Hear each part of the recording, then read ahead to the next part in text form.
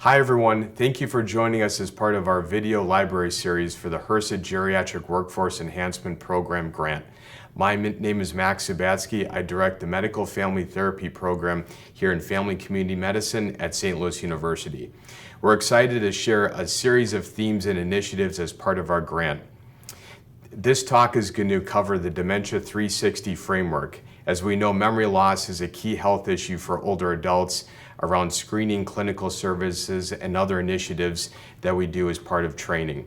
We're excited for you to view the 4 stages of the framework to see our clinical training and educational initiatives as part of our grant. So the overall goals of the Dementia 360 framework are to follow a life course perspective in navigating patients and family members through the course of dementia. We take a biopsychosocial and systemic framework to view the certain health, psychological, and social impacts that are involved with memory loss. As part of this framework, we're also excited to train students, residents, and other learners as we conduct many initiatives across our grant field. One of the exciting parts of the framework is the overlap with the 4 M's. The 4 M's was created from both the John A. Hartford Foundation and IHI to address 4 key areas for older adult health: medication, mentation, mobility, and what matters. We're excited to address this as part of our stages because we know that evidence-based practices doing no harm to patients and family members and addressing the what matters areas in older adult health is very important when addressing memory loss. So the model is taken from both a systemic and life course perspective, following the path for the progression through the stages of dementia, all the way through the end-of-life challenges for both patients and care partners. There are specific clinical training and educational initiatives that are then incorporated at each stage of the framework. The goal for this is to hone in on specific symptoms, health issues, and other family-based challenges that can accompany the disease progression of dementia.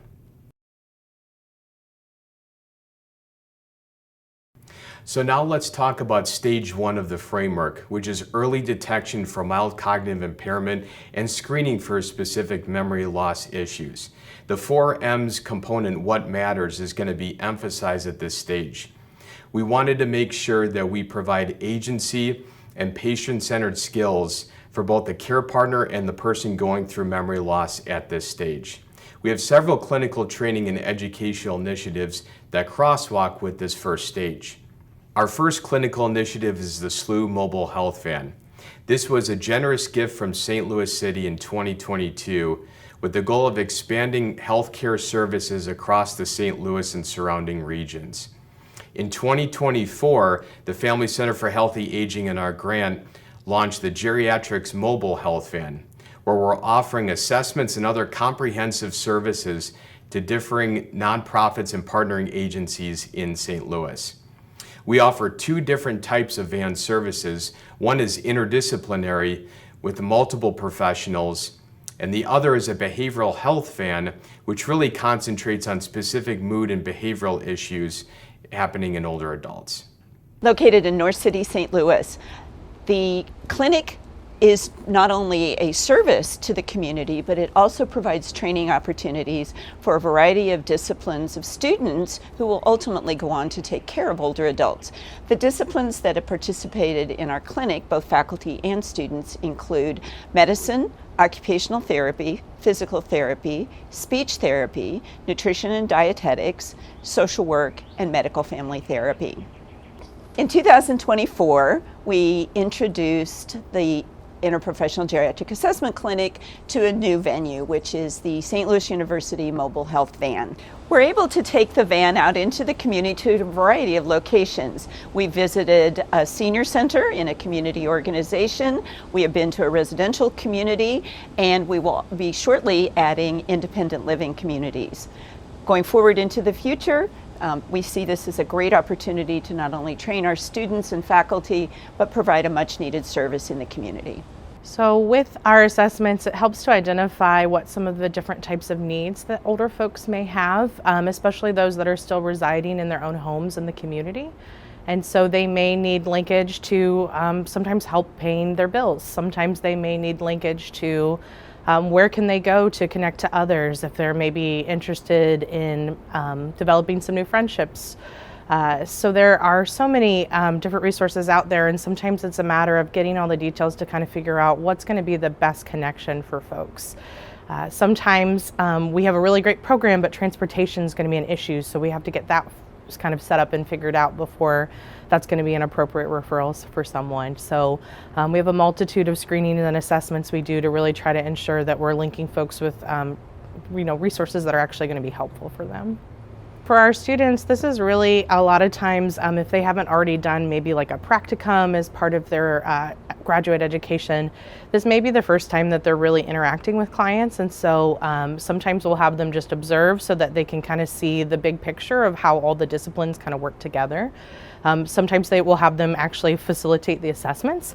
And so it's an opportunity for them to, practice on a real client and actually experience, the variety of answers that you get from folks and figure out how do you respond to that. And then, of course, kind of linking that to what are the resources that are available and figuring out the puzzle of what's going to make sense for someone, kind of where they live, what resources they have available to them. Do we need to link some other things before we can make that ultimate connection? And then we do offer a number of programs also through our Family Center for Healthy Aging, which is an initiative that's related to our mobile van. And so we offer a number of group interventions that help to address things like for folks that are having some issues with their memory. We have a fantastic program. It's cognitive stimulation therapy. And it's really for those folks that are kind of more in the moderate stages of dementia to be able to orient themselves, get some engagement, be able to work on that recall and some of those things that are helpful when you're having cognition challenges. And then we also have a program called Circle of Friends, and that is an opportunity for folks to come together and really meet new folks, develop relationships with folks so that they have some new friendships and some new kind of engagement in that way. Our second clinical initiative is called the 4Ms Clinic. This is a brand new launch clinic at SLU Care where we're incorporating a behavioral health provider to conduct screenings and other assessments as part of the patient's Medicare annual wellness visit. The goal of this is to not only save time for the physician doing a lot of the assessment work, but to also detect any of the 4Ms that may be red flags happening for the patient. The behavioral health provider can also offer a series of resources and referrals that can help the patient navigate specific services after their wellness visit. Now we'll move into stage 2 of the framework. This stage is if someone has a diagnosis or screen for any level of memory loss or cognitive impairment. This is often a challenging stage for patients and caregivers because they often lack finding initial resources both within their clinic or their community. Again, this crosswalks over with our 4Ms, looking at the importance of medications as well as non-pharmacological interventions that can help the family navigate the disease at an earlier time point. The first clinical initiative, which we conduct many of these groups, is called cognitive stimulation therapy. SLU started CST groups a little over 10 years ago, derived out of the UK, as an evidence-based non-pharmacological intervention to address mild to moderate symptoms of dementia. The group consists of 14 one-hour sessions that involve various themes that help activate memory, cognitive function, and also improve socialization. In this upcoming demonstration, we'll show you a series of different activities that participants do as part of the group. Welcome back, everyone. Good to see a lot of smiling faces. So that's always good. Yes. I can probably tell it was a good week. So, we have a really fun group today, and I know before we get into things, maybe we can just do a quick check-in. Okay. I know all of you are probably eager to see how things are going. Yep. So, as per protocol, your name and anything you want to reflect on from the previous week before we get into some of the activities today. So who wants to start? I can. I'm Debbie, and this week I had my daughter's cat. She brought it to me to keep for her, And I haven't had a cat for a long time. And it was fun. It was fun to have somebody to jump on my lap can't remember her name, but she's the sweetest cat. Oh, I bet. All right, well, we have our article for today. I know it's a hot button topic, no pun intended, with climate change and how the impact of warming the earth. And they talked about that it was one of the hottest years on record last year. I was just curious, as we were reading through it, did you feel like the seasons were getting warmer, or how you felt this year compared to other years in the past? It feels like it's warmer this year, but what bothers me is you have 3 seasons in one day. It's hot, and then all of a sudden it turns freezing cold. Yes. I don't understand it. Yes. Yeah. Yeah, I think you got a point. Because you get up in the morning and you need a sweater or a jacket. Yeah. And then it gets closer to lunch, and then the jackets come off. And now you just need a t-shirt. But you gotta keep a jacket because 5 minutes later It may go back. But no, I do think that this is serious, and I think that we got to pay more attention to stuff like this. All right. Well, this is a fun activity. I don't know if you can see the front of the box. 1958 is the year, and we got some special goodies inside. This is candy. Oh, no. Not actually from 1958, but type of candy from 1958. I didn't So, need them anymore. I'll pull out some of the types of things here. Uh-oh, remember these? Oh, yes. Ooh. Candy bar there. You have This some sort went a of long sugar way. candy. This would last you for a whole day. Oh, Pucker Pete.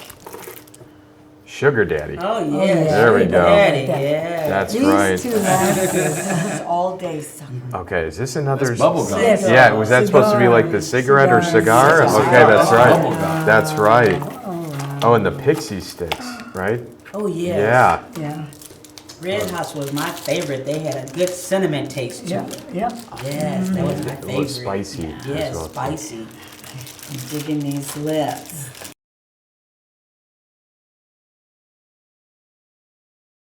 Our second group intervention as part of this stage is called Circle of Friends. This group was derived out of the University of Helsinki in Finland over 20 years ago as a rehabilitation model to connect older adults suffering from loneliness and social isolation. This group consists of 12 one-hour sessions where members meet weekly to talk about a range of activities consisting of wellness, arts and hobbies, therapeutic writing, and self-exploration of other ways to alleviate loneliness and isolation. As we know, this is a growing public health epidemic, so finding a group intervention is very meaningful for this population. After the completion of the 12 sessions, participants have the option to meet on their own, where it becomes participant-led. Groups can often meet in parks, museums, or other social networks to really gain connection and find sustainable methods to increase socialization. We have 3 initiatives at the educational and training piece of Stage 2. The first is called the Clinical Externship, which is an 8-week rotation for medical, social work, OT, PT, nutrition, and speech-language students to gain increased skills and exposure for older adult health issues. We have 4 primary care sites and 2 nursing homes who will be the location for this externship, with experienced providers offering quality supervision and mentorship to these students. The goal is to not only increase the workforce of professionals in geriatrics, but to also emphasize these skills in graduate programs and other training mechanisms. The second initiative is the Geriatric Case Competition. SLU has conducted this competition for several years and recently partnered with the University of Minnesota and other GWEPs to help increase skills and knowledge for students across the country.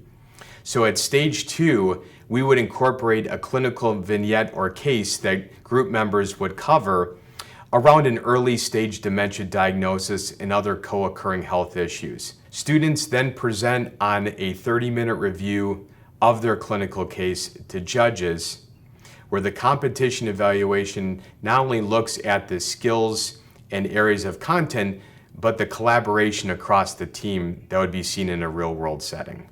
Our third initiative is the integration of medical residents at SLU, learning more about the behavioral health and collaborative pieces of older adult health, specifically dementia and memory loss. So residents have opportunities to observe the CST and Circle of Friends groups, but also take part in many of the screenings and assessments that we do in the clinic on a routine basis. Now let's move to stage 3 of the framework. And this is where we discuss the mild to moderate symptoms of dementia. At this point, there's some increasing challenges around memory symptoms, and also caregivers experience increased burnout and stress, also needing valuable resources for their loved one. The key 4 M's term here, mentation, will be important, where those suffering from memory loss can engage not only in meaningful activities, but where providers can pick up on increasing risks and complications that are associated with the disease.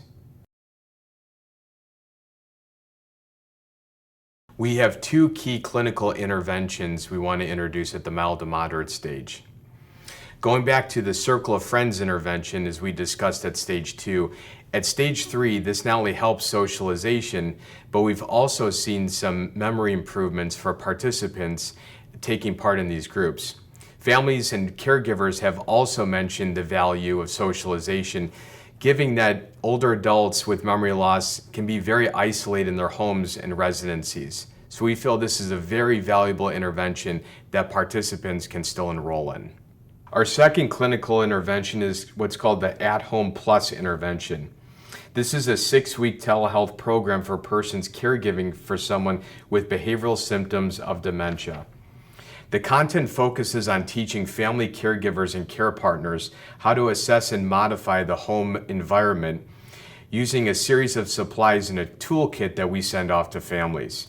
We also include information to help prepare families for future dementia caregiver needs. We have several students from different disciplines to help capture the evaluation data from this program, with the use of a MSW student interventionist that will be leading 6 telehealth sessions across the program. Students from different disciplines will be helping to capture the program evaluation data while teaching families about the home environment assessment process. It's important to instruct families about the home assessment because there are certain caregiver and family needs to help the patient live a productive life. The first training and educational initiative that we do at this stage goes back to the geriatric case competition. As mentioned at stage 2, we have a clinical vignette that can often involve a case with dementia or memory loss. If there's a more advanced set of symptoms at stage 3, students will really look at some of the community and family resources needed to make sure that the patient is living a productive and full life with memory loss. At SLU, we also offer the Gerontology Certificate Program, which helps train the future workforce of students going into older adult professions. Outside of just social work students, we also have MFT, psychology, and allied health students that take part in this innovative program. Students not only participate in our trainings and conferences, but can also be part of our community initiatives that we mentioned at other stages. The final training and educational initiative is the 8-week clinical externship. Now, I mentioned at stage 2 that we use the externship to detect early signs of dementia as part of the students' rotations. So if patients progress to the mild to moderate stage, students will be seeing declining symptoms, increased caregiver stress, but also intervening ways the team has to work together to find meaningful resources in the community. Students will see this not only in the primary care clinics and nursing homes, but can also take part in the mobile health van initiative for someone who has an active dementia diagnosis. The final stage, stage 4, these are later life and end of life stages for dementia. These can often be very challenging and troubling to see for patients going through advanced memory loss. The 4M's crosswalk of mobility is where we want to make sure that people are not only safe but feel comfortable in their respective living environments. An innovative clinical intervention that we have at stage 4 is called the Act-On tool. This is a 3-step process that helps connect the what matters and mobility areas for patients, caregivers, and the medical team, with the goal of tracking the process of data from residents and also improving health outcomes for the patient. The main goals of the Act-On tool are to increase documentation of residents with changes in status of the patient. This also helps track data of downstream nursing home actions for residents with changes in status to identify areas of improvement. This tool also nicely aligns with resident care of the 4M's in an age-friendly health system. The 3 parts of the Act-On tool are the actual Act-On ticket hard copy, which is a sequentially numbered ticket. Second, there's a QR accessible form that correlates with the ticket number. And third is the Act-On review form, which is a QR accessible form that correlates the ticket number of residents with changes in status with downstream nursing actions to be documented within the chart.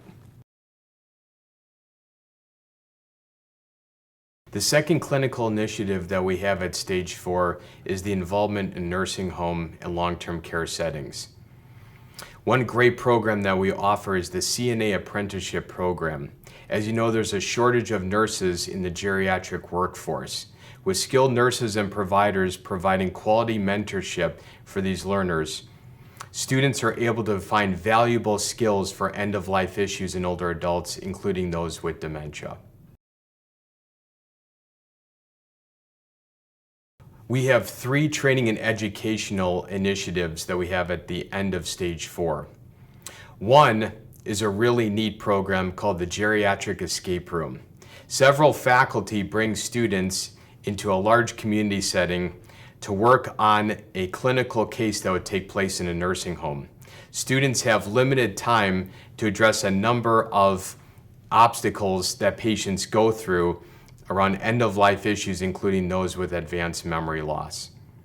Students then get prizes at the end for who has the quickest time to solve the geriatric case. The second initiative, going back to the clinical externship, the 8-week rotation for students, is where they get exposure in nursing homes and long-term care facilities to see many of the end-of-life issues for these patients. As we've discussed, when memory loss advances, students are able to see some of the big family challenges in decision-making that often takes place in end-of-life care. We also see what's called anticipatory grief, where caregivers and family members are talking about the best palliative and hospice care options for their loved ones in these facilities. The final initiative, the Gerontology Certificate Program, is where students get quality classroom and community training around end-of-life issues. Similar to the externship experience, these students can see elements of advanced memory decline, grief loss issues, and other caregiver and family challenges that help students know when they're in the field what they need to work on in their role with older adults. As you can see, there's many complexities, but also interventions at the stages of dementia through our clinical education and training initiatives. We hope that this is valuable for your site and a reference point for any clinical research or community opportunities that you're hoping to build around memory loss services. You can refer to the Family Center for Healthy Aging at SLU at any time by contacting us at memoryclinic@health.slu.edu. One of us are also able to provide consultation for any of our services and follow-up of anything we mentioned in the framework. Thank you again for watching this video, and we hope you're doing a great job in providing older adult services to your community.